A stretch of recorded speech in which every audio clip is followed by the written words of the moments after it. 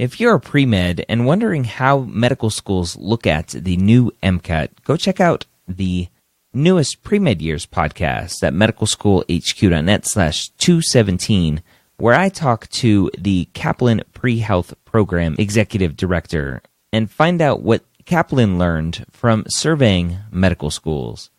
This is the Specialty Stories podcast, session number 6.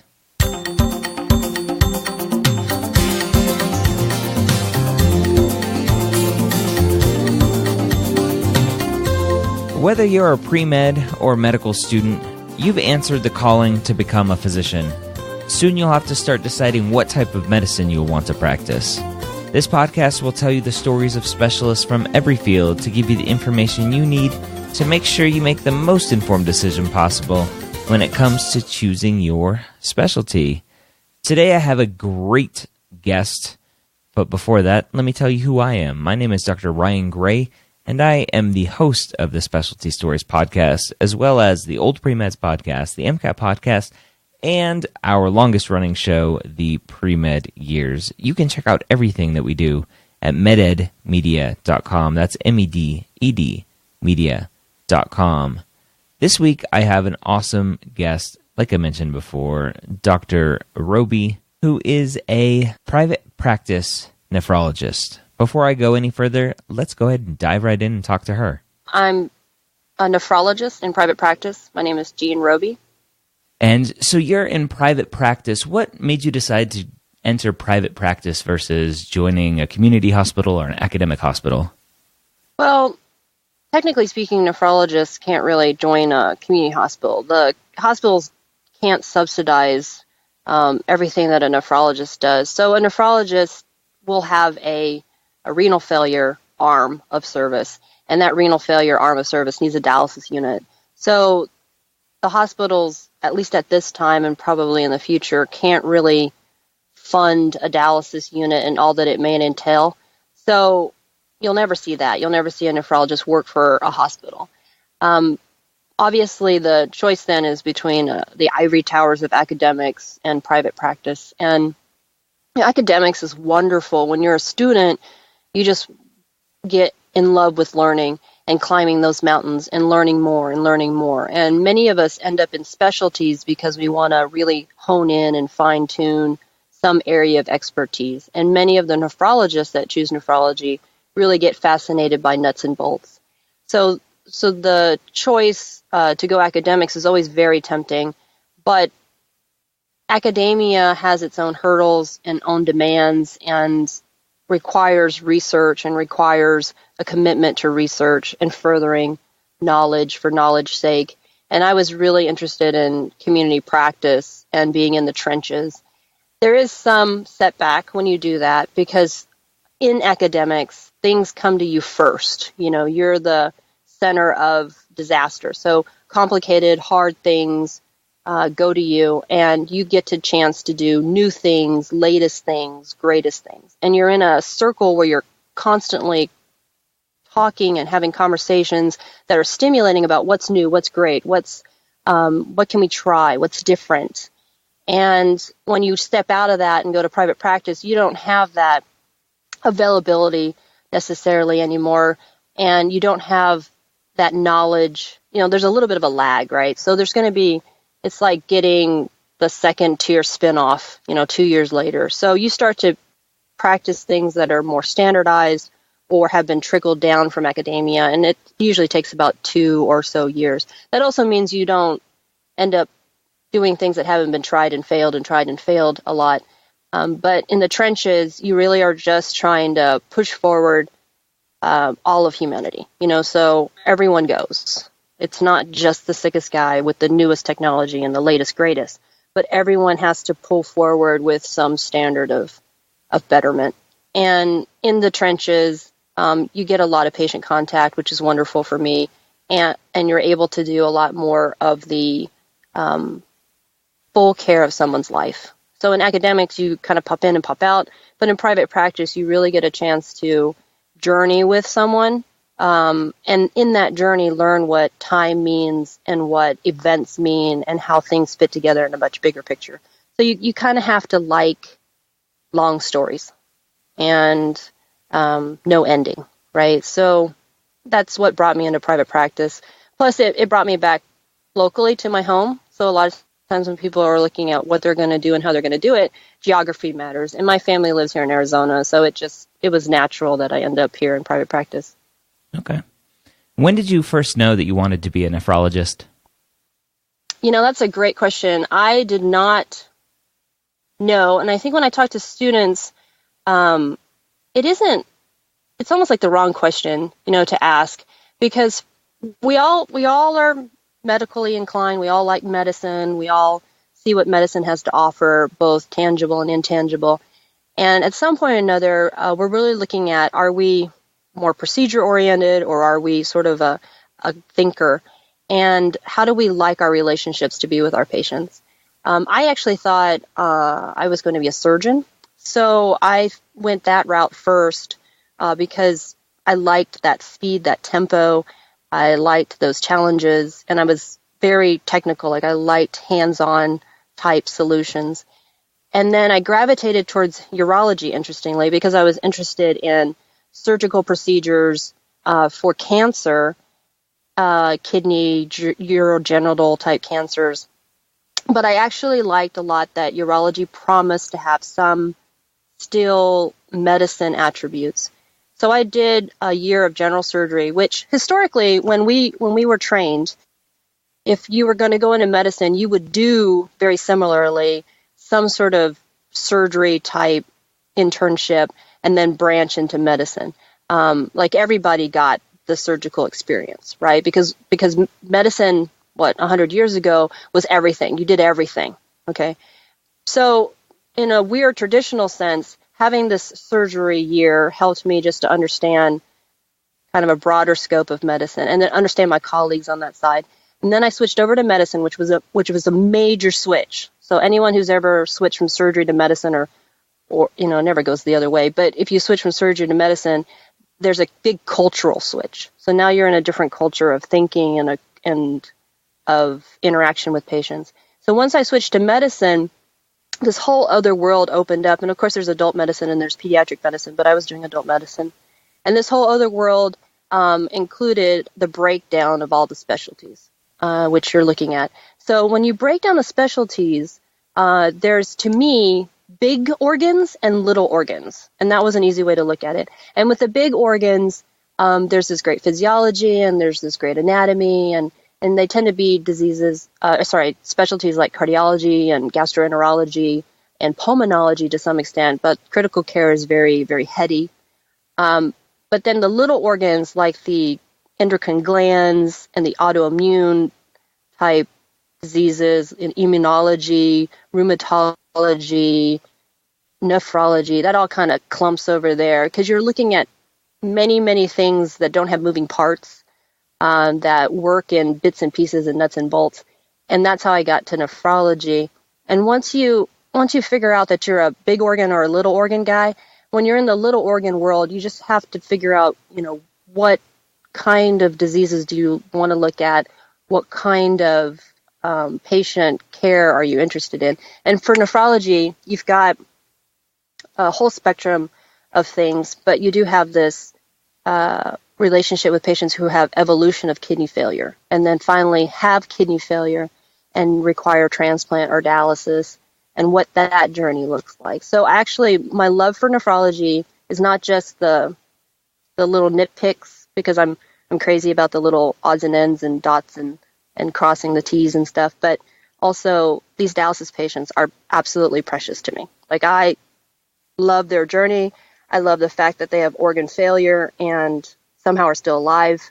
I love that they live on something so stupid as a dialysis machine, and it kind of sort of works so well that they can live decades. I love what that means for humanity, that we can do that for them. So for people who are interested in even that kind of specialty, they have to have that wow moment, that they really are a part of something that's no short of a miracle and amazing and wonderful and should just be celebrated all the time. I think a lot of the nephrologists that end up falling in love with that achievement in medicine tend to be amazing nephrologists. Well, my dad was a dialysis patient, so it's awesome that there are physicians out there like you who care so much. So thank you for that. No, you're welcome. I think that's great if he was able to buy some time, and Yep. enjoy some life. How long have you been practicing? 11 years as a nephrologist. Okay. What traits do you think lead to being a good nephrologist? I think since nephrology covers this wide spectrum of looking at little things and then looking at them away a little bit and away a bit and away a bit, you have to be someone who's interested in minuscule facts to feed into larger pictures.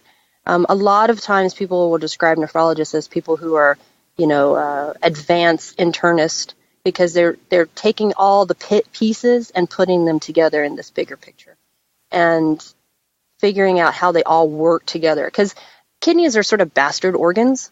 No doubt you need one, and no doubt it's important, but it just stays quietly in the background until it's, made the center.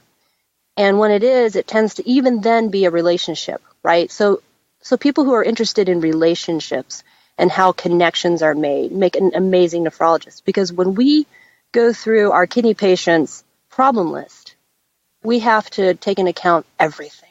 And we have to take into account how those things interconnect with one another. If you're a puzzle person, if you're a storyteller, if you're excited about that kind of captain of that kind of journey, then I think you'd be an excellent nephrologist. I think you would really command the scene really well for a long time. So it's not like you just pop in, learn all of this about a person, and then exit. That's also got places in medicine. But if you want to keep adding to the story, keep going with that person through decades of their life and maybe their end of life, then yes, come join the rest of the colleagues that do that, because you'll never meet a nephrologist that's not interested, that detail doesn't matter. He's going to log it. She's going to account for it. They're going to just put it all into that, they'll prioritize it. They'll give it different gravity, but they'll never dismiss a detail. Never. That's the hallmark of nephrology, is you have got to be obsessed with every little piece of data. And if you like that data collection translating into humanity, you'll be so happy as a nephrologist because you're appreciated for that trait and you're helping someone by using those traits. All right, I like it. What types of patients and diseases do you typically treat? So it's a spectrum. We've got certainly patients who have, and I always tell patients that I'm the chemist, not the mechanic, so they don't get confused about nephrology and urology. But as the chemist, I'm looking at, okay, from a kidney standpoint, is your kidneys able to do what they're meant to do? And if not, how can we help it? And is it in a good relationship with the rest of the system, the rest of the body, all the organs? We certainly do look at patients who have stone disease and blood pressure issues. Since the kidney is a great mecca for blood analysis, blood's being filtered, blood's being analyzed, that mecca can tell the body what it needs from a blood pressure standpoint, from a nutritional standpoint, from a red blood cell count standpoint, from even bone metabolism standpoint. So there's many things about the kidneys that people don't know is doing, but we look at still the function of the kidney in relationship to the body. And then, of course, we look at patients who have kidney failure. So we end up getting patients on dialysis or patients who have had kidney transplants. So if you're interested in, that kind of medicine, there's super subspecialties within nephrology that just do kidney transplants. There's also subspecialties in nephrology that are more interventional. So in the last, I would say 12 years, nephrology has dared to branch out into its own procedures. And there are training programs that allow nephrologists to learn how to do interventions to specifically address fistulas and grafts, and even a few places where they'll teach you how to create fistulas and grafts as access devices for patients on dialysis. So there is the ability to be more procedure-oriented should you want to, but those are the general problems that we see and patients that we see. And they tend to be, all age groups. You could go into pediatric nephrology if you wanted. And I do just adults, so that's 18 and up. But most of my patients, because diseases in kidney problems tend to occur late in life, I have a lot of older patients for sure, Describe a typical day for you. Well, in private practice, it can be anything you make it. I will tell you, in general, there are several standard components. You've got your office practice, you've got a hospital presence, and then you've got your dialysis patients. And they are separate because these patients are in maintenance therapy at an outlying dialysis unit. So any nephrologist is going to have those three components, but how it's divided up throughout the day, week, or month is going to be based on their private practice or their relationships with their partners or their own agenda, right? So my day is interesting. I work in the largest nephrologist-owned practice in America. There's 100 nephrologists in my practice. We are a large company, but we try to work philosophically like a small company. It has its own, obviously, challenges in doing that, but in each sector, we have about 3 to 7 guys that are very intimate. So these are my local partners, and we will divvy up our duties based on the hospitals that we cover and the patients that we cover in the community, and the dialysis units. Now, dialysis units are interesting, like Circle K's. There's one every 5 to 15 minutes, So we might have, 4 units in any kind of small locale, or we might have more than that. And geography matters. So California is crazy huge. So they might drive 2 hours to, cover a hospital or have an office practice once in a while or something. So I think different geographies will kind of translate into different practice. And so when, if a student was interested and then was going to look for a job, they would have to figure out how this all fits together, because invariably you're going to have to get it all done. You're going to have an office practice at 1 or 2 locations. Maybe you cover a rural one. You're going to have a dialysis unit or several that you round on, because your patients eventually mature to renal failure, not all of them, but some subset. And then you're going to have hospitals that you cover. I cover 4 different hospitals and 2 rehab centers. And so making time for those throughout a day or a week. I can tell you my schedule, because of my practice, is set far, far in advance. Many nephrologists have more control and flexibility from day to day. I don't. On any given calendar month, I already know what I'm going to do for the entire month.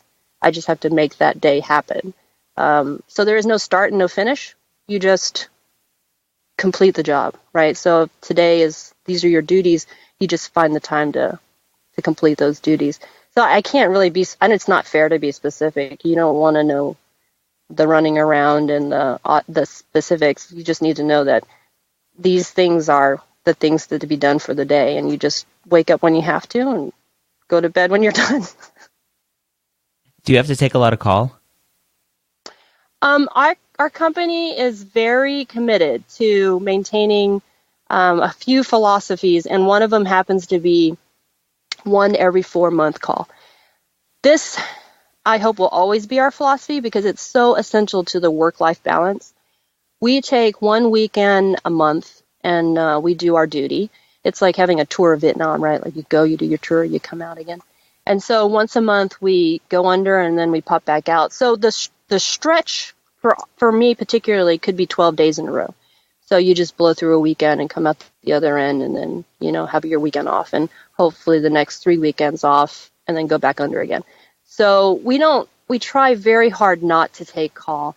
And I think that's becoming more and more so how schedules are being fashioned, because it's sustainable. You can do that. You don't feel like you're dying slowly inside. Sometimes people will come out and just blow their energy wad. They'll just take call every other weekend, and they'll burn out within about 5, maybe 10 years. So, I don't encourage people to just throttle it, because eventually life gets a little damaged, but there's mental fatigue and there's physical fatigue from not just being around. So it's nice to get into a practice and look for a practice where you can really be assured some work-life balance. So we just take call once a month. And then we have some coverages that we split up. As a specialist, the world changed about 8 years ago, where we had this movement, and there were hospitalists everywhere, and the hospitalists admit, and the hospitalists discharge, and the services were all hospitalist run. So, the specialists no longer admitted. It was inefficient, and it was also not necessary. So the hospitalists pretty much control the days and nights, which means nighttime call is certainly not nearly as detrimental. So the hospitalist, in trade for the efficiency, will then cover for the hours much better, which means even if we take night call, we don't get nearly as many calls as we used to, because we don't run a service anymore. We just are consultants. So unless they have very specific nephrology questions, I think nationally we don't get called. The hospitalist will run the show, and then we'll come in the next morning during a regular workday. So I think that's been a great transition for all specialists. Do you feel like you have enough time for family, for that work-life balance? I think that's an extraordinary question. We spent all of last year, at least I thought, having a lot of reflection about medicine and what's happening to medicine, and whether medicine is moving in the right way or is becoming a bad thing or a less desirable thing. I think it's great if there are young people out there who are still attracted to medicine and can ignore some of this conversation. Not that the conversation is not important, and not that we aren't trying to change what's happening to medicine, because it's eroding a little bit, the nature of medicine. But what you ask about this reality, I will tell you, medicine was never meant to be, and will never be an easy road. It is not. It was meant for warriors. It was meant for survivors. It was meant for the best. I mean, if we were going to recruit people, we want people to be the absolute best, because they're about to go against disease and death. And they're about to own authority that tells other people how to go against disease and death.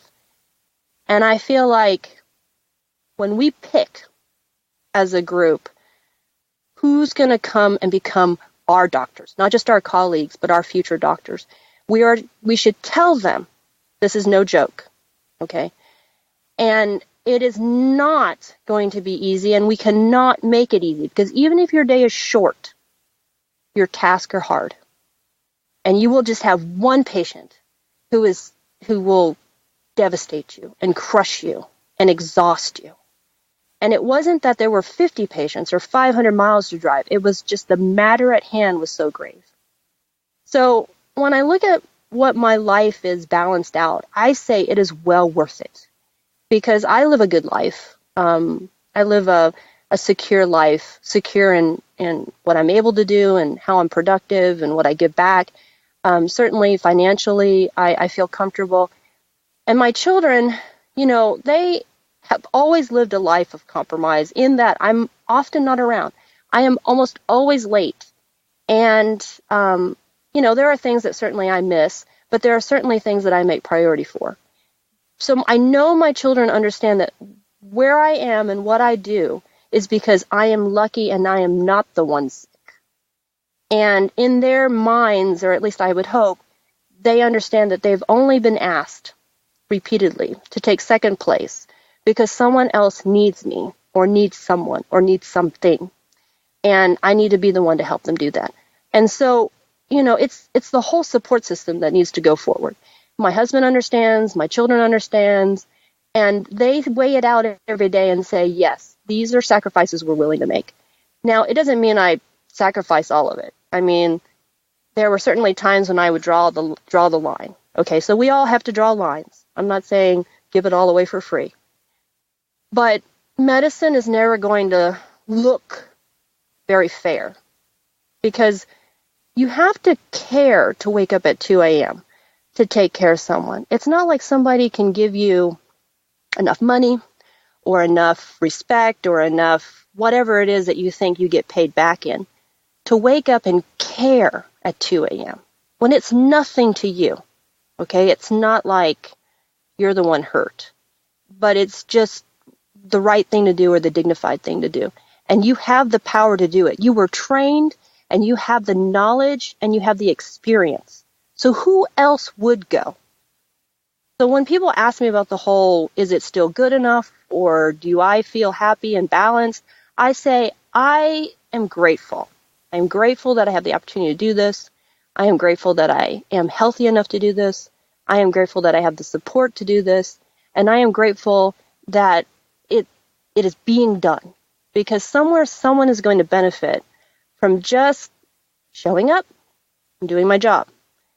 If we can find enough people that just want that kind of life and that honor, then they will one day be my doctors, so I really feel like when we pick and choose who's going to come own this life and all its challenges and all its imperfections and still say thank you for it, I think it's such a critical question to make sure we do pick those that are really ready to be a little compromised, a little uncomfortable, a little frustrated, because certainly that happens, But I think it's fine. It's more than fine, and I've thought a lot about that question, because when I signed up for this podcast and I knew the topic, the question really was, would you ever tell anyone to go into medicine?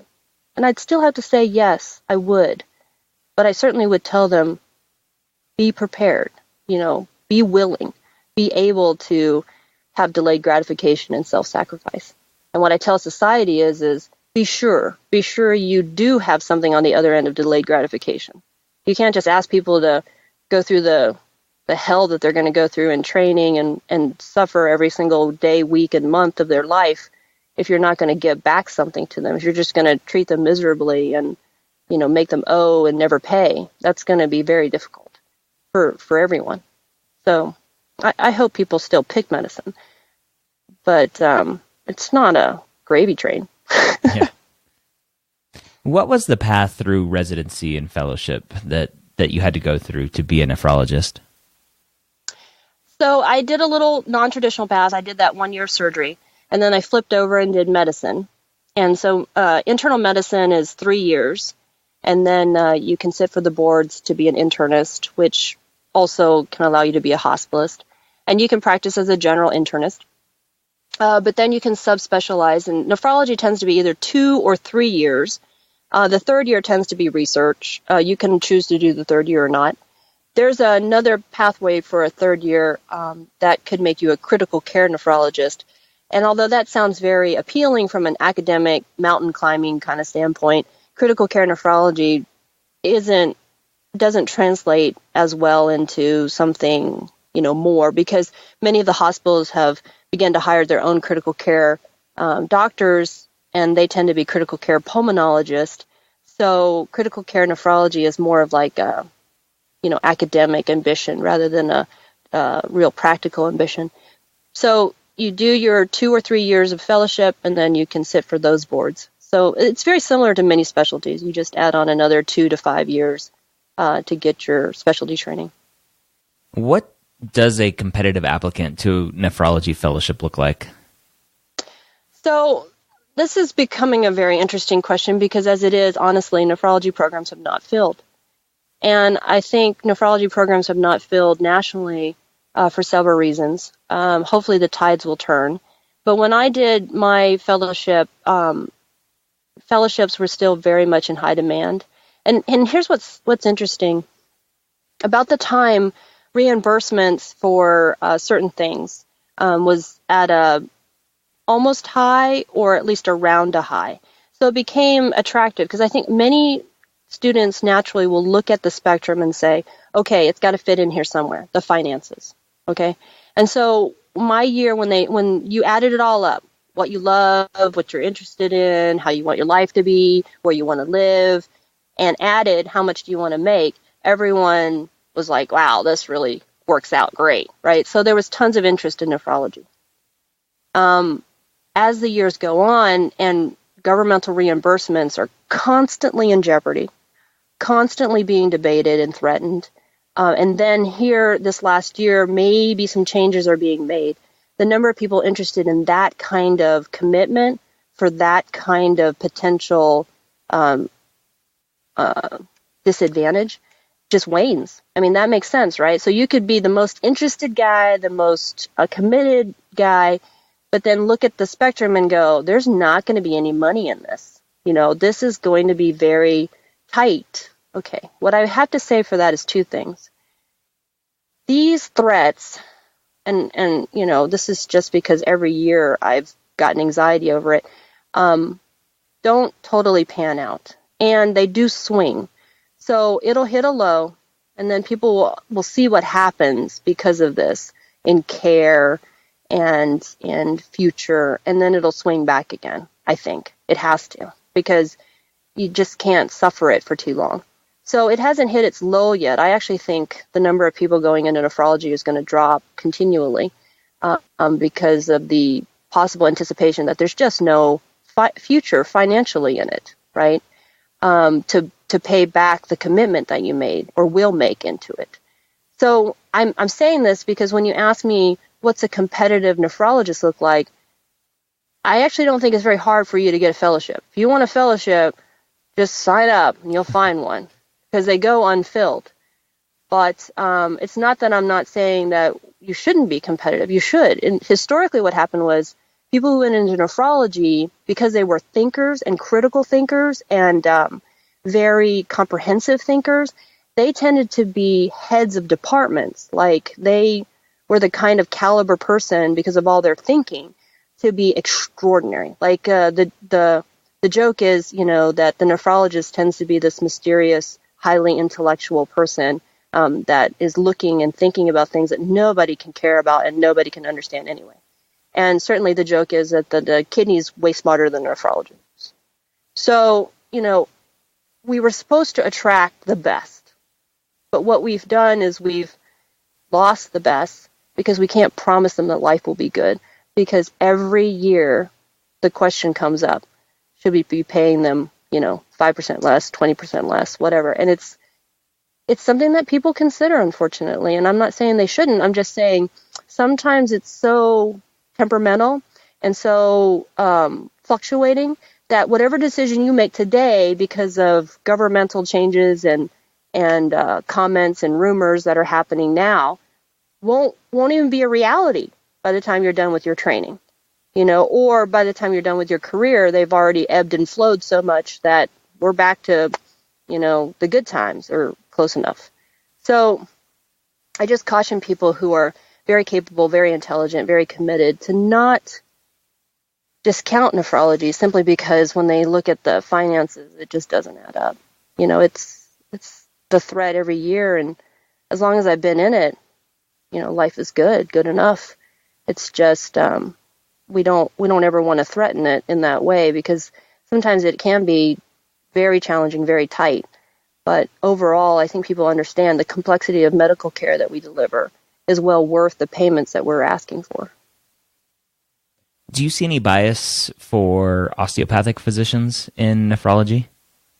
No, actually, we're very egalitarian. There's a huge representation of just every nationality. And there's a huge representation of men and women and MD and DO. I think it's very totalitarian. Just show up.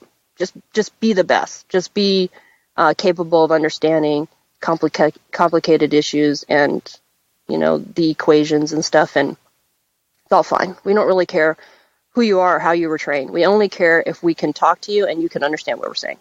I like it. You mentioned a few things, but what are the opportunities to subspecialize as a nephrologist?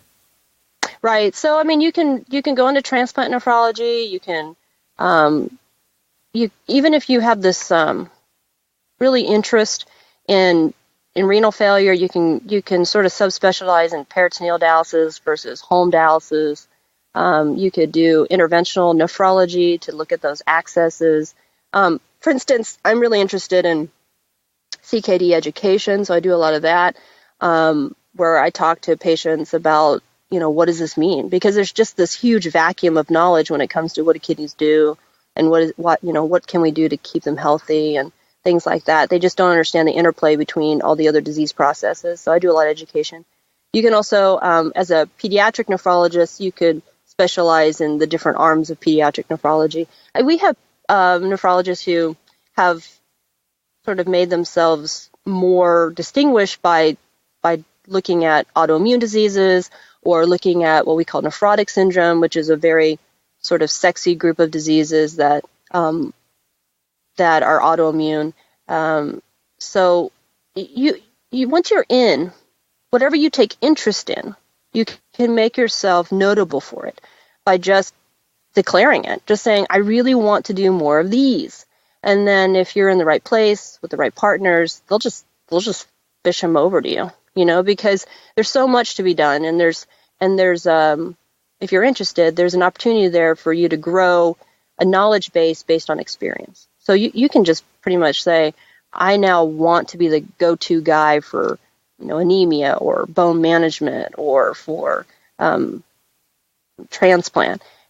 But for fellowships, you would have to take an extra fellowship for transplant, or if you really wanted to do critical care nephrology, or if you wanted to do interventional, you would have to take extra training for that. But again, those avenues are plentiful, and within the community, we all respect those that have added more formal training and informal training. It's easy to gain our respect if you want more specialized interest, because we like that you know more about something. Over the course of your years in practice now, looking back, what do you wish you knew before going into nephrology?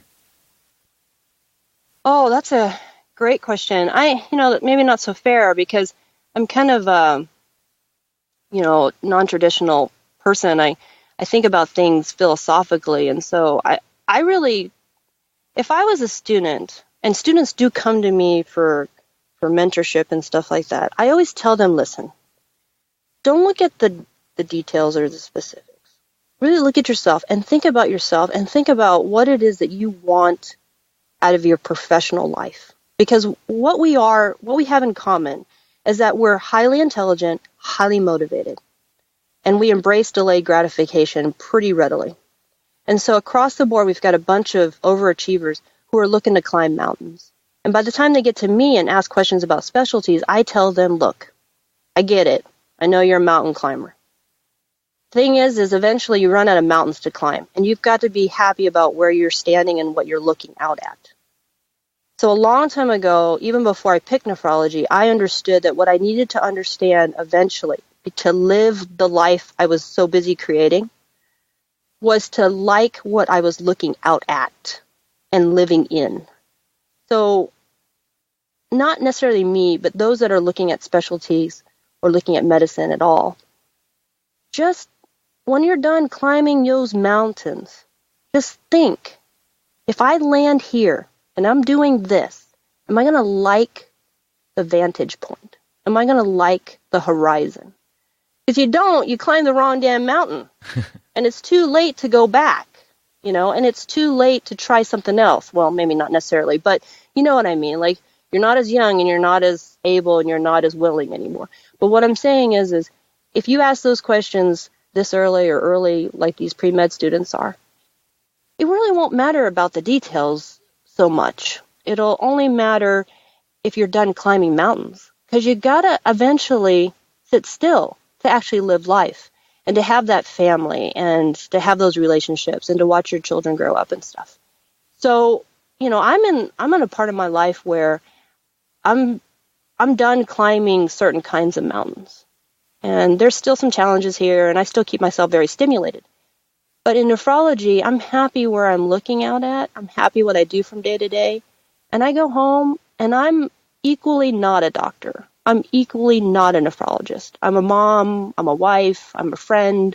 I'm involved in my family as a sister and a daughter. So, that's what I think people need to know long before they pick a specialty. And if I wasn't already so philosophical, I probably would say now I wish I would have. I wish I would have just scrapped all the details and just asked, when would I feel okay about not climbing another mountain? Because, these people, professional students, they just keep going. And then they're never satisfied because they're addicted to the climb. Mm-hmm. Right now, I'm addicted to just looking out at what I achieved. The view. Yeah, the view. You gotta want to embrace the view, and have your glass of iced tea and sit down. Just sit down. What do you wish primary care providers knew about nephrology? I love my primary care doctors. I think I'm very lucky to have collaboration with them. They're very interested. They're very excited. Primary care is its own beast. Those doctors tend to really like a little bit of everything, right? And they like managing a little bit of everything. And the best primary care doctors do that very well, but then also know when to involve a specialist. And it's not like they just involve a specialist and, they're done. They're trying to incorporate, right? So their collaboration, their eagerness to engage like that is always very fun, because now we're working a problem, and we're both equally necessary in our own ways. And the patients have relationships with both facets, and their relationships make them whole and make them healthy. So, I just want primary care doctors to know that in the right relationships, they're essential to carry out the advice I give, to help identify problems when I can't, to help me with the big picture when, it's not as obvious, or I just haven't known the patient as long, or whatever. So it's mostly that we're in it together, not that I'm here to take over, or that once I'm involved, they're not necessary. It's none of that. It's let's fix this problem, or let's figure out how to make this person whole. What are the specialties outside of nephrology and I guess primary care that you work the most with? Well, that's fascinating, because just about every specialty wants to blame the kidneys for something, right? So, it's everybody. I mean, I think the biggest one, to be honest with you, is cardiology, and that has got to be because of the relationship between heart and kidney, and the evolving recognition that cardiorenal is a disease of itself just because of the balancing act. We certainly deal a lot with endocrinologists. We deal a lot with pulmonologists, because if your kidneys don't work, you might have fluid that compromises how you breathe. And then certainly diseases that fall into the autoimmune spectrum with rheumatology and immunology, we're going to be involved with, because it's a systemic problem and it's affecting systemic organs. And since we're a blood filter, we tend to get exposed first or worse. There just isn't any specialty that doesn't eventually have to engage us. So it's nice because we have a lot of collaboration and a lot of, it's not like we're isolated and we're just doing our own thing. We have to be able to integrate and appreciate one another. So, I mean, even dermatology, even urgent care, ER, I mean, we're gonna have talked to everybody at every day, So I can't name one that I wouldn't be working with. Everybody calls us. The podiatrist calls us and says, hey, I'm about to do X to the foot. Can I give Y? Mm-hmm. Kidneys are not great. So, we have a hand in everything. But I think cardiology is fast becoming the most impressive relationship.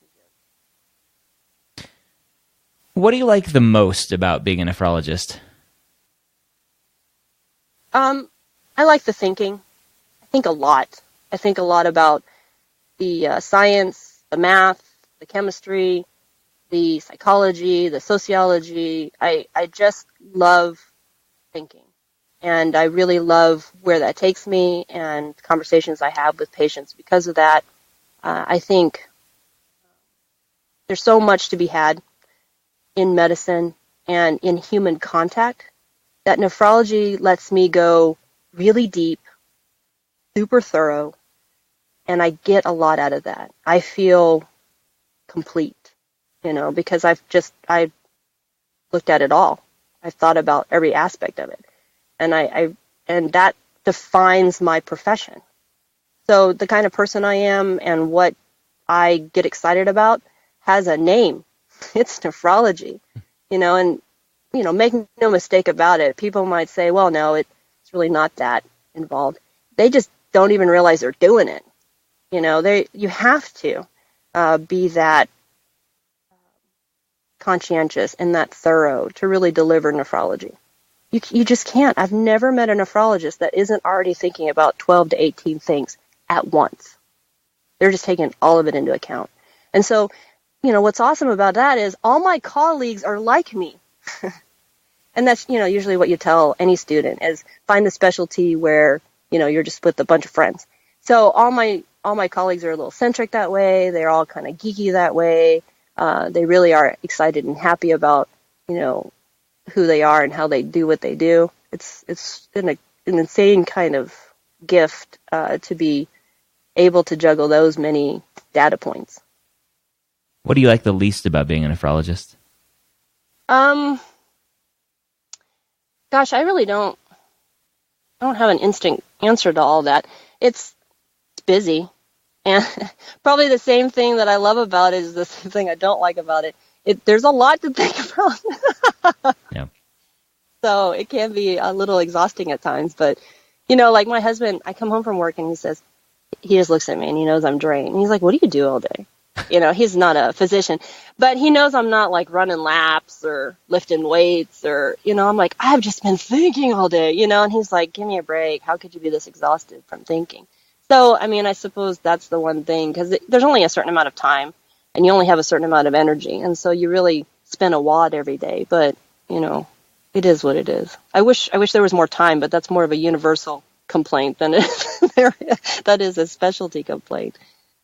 I really hate people suffering, and my dialysis patients, they suffer quite a bit. It's very hard to endure the kind of suffering that they have. So that I hate, but sort of still hate love.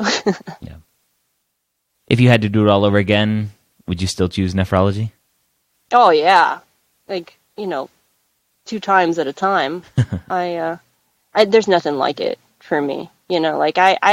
I looked at other specialties and I looked at other nuances within the specialties and stuff like that. And I can't explain it. I'm just really manic that way, and I like to keep busy, and there's enough going on in nephrology that I'm never not entertained. And they say this when you're in training and stuff, that you got to pick the thing that's going to challenge you for the rest of your life, that you'll never fully understand, that you'll never catch, because part of the love affair is always chasing after it, right? Nephrology is funny. You can kind of get it for 20 seconds. And then you've got to almost relearn it. So I'm constantly reading the same thing over and over again because it's so ephemeral. Like my grasp of it, because there's so many moving parts, dissipates almost the minute I understand it. So I can live like that for the rest of my life. And if I had my life to do over again, I'd want that kind of life to rejuvenate me constantly and challenge me constantly. Find that thing that you will never quite get, and you will always be able to fall in love with it. Do you see any major changes coming to the field of nephrology, whether it's technology or anything else? Well, there's 2 things. One kind of scary and one kind of cool. The kind of cool thing is we have this, I think in my lifetime, potential of making an artificial kidney. And it's exciting. I get a little reserved because I don't want to get too excited. But I think in my lifetime, because I don't discount how technology is really booming elsewhere, we could have the ability to create intelligent tissue and grow this tissue and use nanotechnology to really make the artificial kidney. I think it can be done. It would take a lot of really brilliant people, a lot of collaboration, and a lot of funding. And then the practicality of it is, I don't know, it doesn't matter. I'm just academic about it. But, I think it's a really huge possibility. Okay, so in the next 50 years. And then the kind of sad thing is so back, 40 years ago or more, renal failure became something that people wanted to eradicate or wanted to liberate. And in doing so, the government backed it and said, no man left behind. And so people were funded very well. They were given special status and special funding so that they could just be in America able to live, never denied. We've got this technology, we're going to keep you alive, and we're going to keep you well, and you're going to be able to live despite. And the same thing happened with transplants to some extent, but what the sad thing that I worry about is that we will sort of, look upon these people and say, you know what, kind of sort of moving away from this idea that we'll save you all, kind of sort of moving away from this idea that we can make these promises, and then they kind of back away support of one form and another and justify it. So I get a little sad because in nephrology was this promise that we would be really superhumane and leave no man behind and really give him all of the support and try very hard to give 500,000 people all the support we could because they were already dead. But I don't know, as the conversation unfolds, it seems like people are able to discount them, like they're just a number, or we overreached what we were able to do, and then they're just slowly, kind of quietly backing away from them. I feel it because I can't deliver, just right anymore. I have to be very careful, or I'm very limited what I can execute, and it feels different to me. It doesn't feel like it used to, which is I have to worry about it now. I have to weigh it out. I have to wait it out, so that to me is, I hope people will just wake up and say, if I was on dialysis, I'm already dying. I don't want all these other barriers. I don't want all these denials. I don't want all these struggles. I might as well be dead. Because I think more so than previously, a lot of people say, well, it's too hard. It's too hard to live on dialysis because there's too many barriers. Well, that's sort of insult to injury. So I feel bad for those patients because this new reality that we're waking ourselves up into every single day seems to discount them. Whereas before it used to really celebrate this like modern medicine miracle, right? But we'll see what happens. I don't think people are so inhumane, but I don't know. Any last words of wisdom for the pre-med or medical student that is interested in nephrology? Thank you for being interested in medicine still, even though you're hearing what we're hearing and you're fearing what we're fearing. I think it's a long road, no doubt, and a challenging road, no doubt. But you have to believe it is by far one of the most honorable professions ever, and will never be less than that. As far as your selection in nephrology, if you choose to join such allegiance, we're so happy to have you. Have your minds, have your influence, have your companionship, conversations. It can be incredibly rewarding to be around brilliance like yours. And I thank you because one day I may have kidney failure and I'm going to need you to be humane and intelligent and navigate for me some of the most complex things, both socially and medically. So I really am excited for you because I think it'll be forever rewarding that you chose medicine and that you're thinking and choosing nephrology. All right, that was an amazing discussion. I'm actually going to bring Dr. Robey back on to talk more on the Pre-Med Years podcast because we have lots of things to talk about with her. So I hope you got some understanding of what a private practice nephrologist does, what the life of a nephrologist is, and what options are out there for you. If you have any suggestions for topics, please let me know, ryan@medicalschoolhq.net. If you know a physician who will be a great guest on this podcast, let me know. Let them know that they should be on this podcast. I'm always looking for new guests to bring to you here every week at Specialty Stories. I hope you enjoyed today's episode, and as always, I hope you subscribe so that next week you'll get the latest and greatest podcast here from us at MedEd Media.